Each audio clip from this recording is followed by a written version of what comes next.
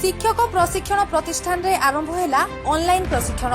राज्य सरकार ऑनलाइन प्रशिक्षण पई उद्यम करुथिबा बेले पिपिली शिक्षक प्रशिक्षण प्रतिष्ठान रो प्रशिक्षिका मुख्य श्रीमती ममता नायक को बलिष्ठ उद्यम और प्रयास माध्यम रे अनुष्ठान रो समस्त गुरु छात्र छात्री मानकु नै ऑनलाइन प्रशिक्षण आरंभ होई जायछि।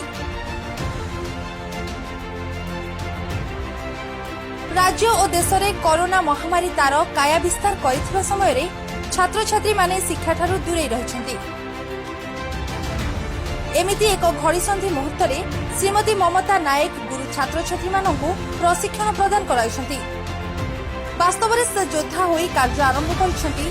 तांकर एमिति कार्य संपूर्ण शिक्षक समाज पई आह्वान एवं समस्तक पई नूतन दिग्दर्शन और ओडिशा शिक्षक प्रशिक्षण प्रतिष्ठान पई एक इतिहास रचिछि। तांकर एमिति पदक्षेप सब स्तर रे प्रशंसनीय और तांकर एही उद्यम सरकार को भी प्रभावित करिछि। सरकार आसंता 20 तारिखरु डीडी ओडिया रे प्रशिक्षणर कार्यक्रम प्रसारण करबाकु जाउछन्ति। ब्यूरो रिपोर्ट जीवन।